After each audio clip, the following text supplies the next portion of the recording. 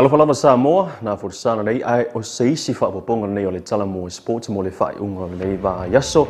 La whapena fwoi ona e silsilai ia inisio talonga pe ona iele nei wa yaso.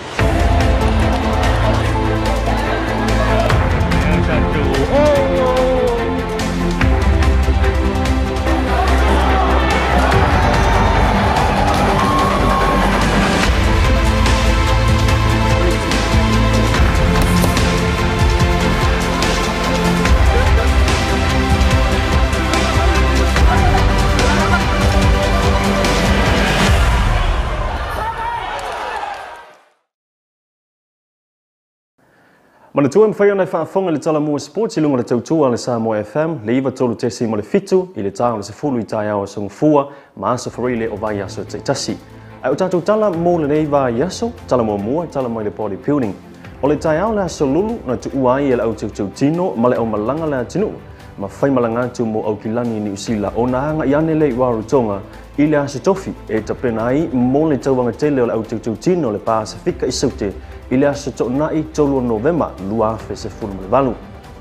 Langa I atu le Talamua Sports ma whaatalanoa suia to'olua Samoa o lo awai I lea tauwanga I le aso lua. Ia Benjamin Matale Fili ma le sunga ia John a Lemoa. Whali ia John le tūlanga lei o lo iaia la ua tā penanga mo le nei tauwanga se lau pasene atu o tōle la saununinga ua iai nei. O Benjamin, o se tasi leo sui Samoa Talavou na tauwa mua I whawha to Samoa ma se ompini ai fo I le Mr. American Samoa lua fe se fulu valu. Na fsilingia le tūlanga o lo iaila na ia lava tā penanga, a wā o leo le a whaalua I lea o na tauwa ini tauwanga whaavau malo I whawha to Samoa, ma na ia tā ua. Na whakapenganga rua I loa ea uia rua o marosi o kapenganga kapenga ai. E ui I le tilo ni si wana o se ta alonga le teu tino, pei ta I na whailoa e John. E te le fo'ilo na whasoasoani mo le soifuanga o tangata I as uma, I le soifua malo loina le leo le tino. Ai mai se fo'i o le tali atu I le fo'i ai o whaama I le pisi. A wā o lo to lengi lava I asa uma, si I le maso, sa vali, pa tasi ai lea ma le fuafua te tauina o le mea ai. O le fuafua te tauina o le mea ai, o se tasi leo vaenga pitu silio na whainga tāmo lea ta alonga, na silingi ai se la ua I loa, I la le vaenga, pe whaama tai ma whai o na iai se taimi, e le whaama o ni ai le tangata mo lana diet. If you train, like for example, 7 days a week. If you train 6 times a week and you're on a strict diet, you can award yourself on the 7th day, you can cheat like on that one day. But it's good because you know you bad fats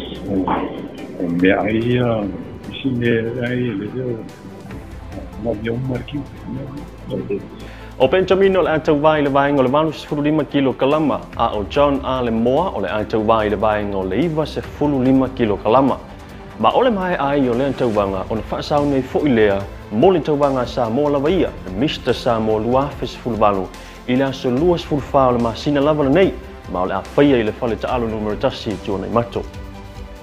Tala mai le si o mea mamafa, o le aso mo November, le na amatali ai se tasi o tau vanga mo le au si o mea mamafa, le atu a si e tutono Ashgabat mo le IWF Weightlifting Championship. O le tauwanga nei, e sa ili ai a manoa o ilantou mo ta alonga o le Olimpeka I le lua sefulu. O lo awai atu ai fo ila le au si o mea mamafa Samoa. To o 5 sui o le au si o lo awai le nei wha moe, e na o le to tasi le tamaitai ma li I to wha. O le tamaitai o lo a ia le sunga ia Uniara Spaya, leo le a si I le vaenga o le 27 kilo kalama, mo li le sunga ia dono pelonge o le asi I le vaenga o le 25 kilo kalama, pe tunu o pelonge o le asi mo le 21 kilo kalama. Koriata pe telo, le asi mo le salau mo le 1 kilo kalama, ma le sunga ia sane le mao, le asi mo le salau mo le 1 kilo kalama. Mai le talonga la kapi, o lea ua whailo mai le lisi o le au le Manu Sina Samoa, o le a awa iatu le taam le sanga o Oceania lua fesifulvalu, I le vai asolo na tolu o le masina le nei o November. E to o lua sifulu tolu lea ua filifilia, ma e tusai ma le nei ta amlu sanga, lo mai tauina I lava le te talai o le avanoa moisi au le Pasifika, e lei au ai momua, ua matua te tauai o nauna I malosi ni ta amlu sanga lava ia moa tunu utaitasi o le Pasifika. Mana whaalia le uni laka pia Samoa, ua whaisina level nei ta amlu sanga le Pasifika, ai sa le I maua lava sa avanoa le Manu Sina, e anga I ai. Jono se tu le ma o se lu itau telefoi monitor to Manu Sina. Oniso tama ita ia lo Fili ai jono le liso le tatu au lo Apia le Manu Sina. Oniso ila to lo ta alo ile SamoaFM le au lo liki a tama ita ia le malo ni sila. Onisi fo ila to tama ita ifa moi na iniso au lo Apia ni sila. Lea ua tusi masaini o lato ingoa ilunga o le Cheshire le Manu Sina e ta alo ai mo le tatu wa tinu. Ai ole lisi la nei mo le au le Manu Sina le ufa sauni atu mo le Oceania Championship lua pe se fulu le malu. O ila tola nei Asia's Mali manyangi bainganga ma le klapu New Zealand Warriors mai Auckland ala fatu mai Satawa sa fata vai sala ma le klapu Parramatta Two Blues New South Wales. Pili chintu a vale ale mai manyangi ma le klapu Ina Rugby Auckland Brittany le awanai fa to ia le Bear to nai ma le klapu Sydney University New South Wales. O prukta waneai mai sale lua ma le Moena ma le klapu Avalon Wellington Sinfia a Pinero mai vaipuna le Auva ma le klapu College Rifles Auckland. Inga team mani sa papali no fuali ma le klapu Glenfield North Harper. O le sunga ya chakwe ai ono fa le lima fasto uta ma le klapu Maris Auckland. Jennifer Simati mai fasto uta fa tausi ma le klapu Maris Napier Tech Hawke's Bay. O Josephine Felicita mai sa tole pai sai pipi ma le klapu Parramatta Two Blues mai New South Wales. Lorena Papali lua tuanu mfasito mai le klapu New Zealand Warriors mai Auckland. Luisa Ngango a vao mfangaloa ma le klapu Manuela Counties Manukau. Lumepa mai Yava mai falelima mga vai klapu Manukau Auckland. Marilyn Live mai matau tu le fanga mga uta vai klapu Kia Toa Manuatu. O Mary Lee Sao vai moso ngangifo a polima le Moena mai klapu Petona Wellington Moena Right le Auva mai klapu GPS Rugby Queensland. Nina for ese vai loa faleanta mai klapu le North Wellington o so fe au nati fastoota mai klapu le North Wellington. Rita Tau le Auva mai College Rifles Auckland. Ruth vai Yusu vai nganga Lemoa fale siu fusi mai Auckland. Sieni Mose mai fangali solo vai yala Lemoa mai klapu Petona Wellington.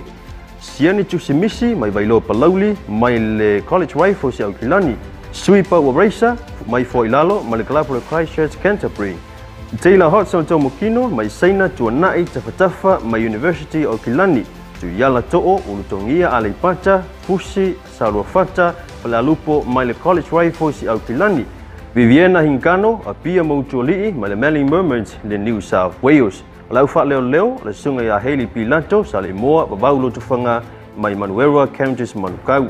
O le pulenga fa ya onga taiulu Ramsey Tomokino fa ya onga Soswani kolose fe aunati masin fia ta ala timaloa. O le fisio mulianga tele ala le avasa ma alena lowena mai fiti. Male tai malanga tau nuunik pakulish. O le asmasfulu no November o le ata aloi le Manu Sina ma le aua Papua New Guinea i le latu taalonga mua. Tala mai le taalonga o le tag football. E ui o leo awa iatu le awa Samoa le ipu le laulangi o le tag football i Australia. Ai peitai e leo mawhai ona ta ua o se awa Samoa. Mafu mai le tulanga ina ua le mawhai ona wia awa le te tau ona alo i ai o se awa le atinu. Na tu ina tu sele le ipale mia le pulenga le nei au mawhai lo ai le tulanga i pe ona ta ua ilunga. I le tu sele te itai a Samoa na ta ua ai i le te tau ai lea o nanga i mai. O le au le nei ma le pulenga e whailo mai a Samoa le nei wha moe moe. Ma ia mawhai ona ta pai fo i ma se wha mnianga mai le atinu. Na wha mnina fo i le pale mia tu la fono ma i ainga tau ta alonga i Samoa. O i la tau e mawhai ona tau aveina le fo o le tanga vai o le atinu. E mawhai ona ta ua o se aua Samoa pe a whaapea o loo Fili ai ni sui lava mai le atinu. Ai peitai i se whaafita uli o loo tula i mai i le nei tu tino ta alonga. Ua le ngata ina le mawhai ona whailo mai le nei wha moe moe le atinu. Ai o loo mai tauina ai fo i le ai o ni sui o Samoa lava ia o Fili i tutono nei au e na o ila tau o loo nonofu i Australia ma New Zealand.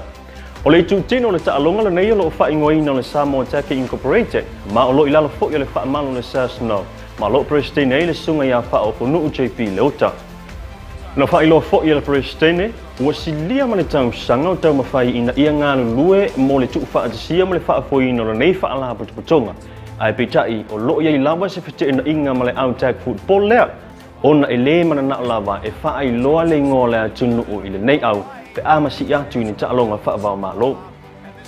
Mai le taalonga le polling, o le aso luas fruiva o ke topa lua fes fuluvalu, le na amatai le ipo la langi mo le taalonga le whaatava le polo, po le polling leo lo Talamua loi sini Australia fitua so mo le ipuna nei la lange pe ona yai nei tau sanga ua fast food tolu ai nei tau sanga fa to anto fai leo se ipo la lange mo le fa ta le polo o le ipo la lange mo le muli sai ai le tasila fe se lau Fixtures fulima na fai Africa i saute mai le nei la ta longa o le ua fa maunia mai o lo awa tuai se sui o Samoa mo le ulo i taimi le sunga ya Tupai ma lo tau wa nei le vai ngai te tasi po singles o lo fa wa pela ni se ta longa mo Tupai ai o ni se ta longa ua maea le ua fa maunia mai ai e lua na man malo na malo ai le au po Swana ma le au Spain o le so nai tolu November le aso muli mo le ta amlisanga o na tapuni alo i ai le o le ipo la langi mo le nei tau sanga i le aso sa fa o topa lua fe se fulu mo le valu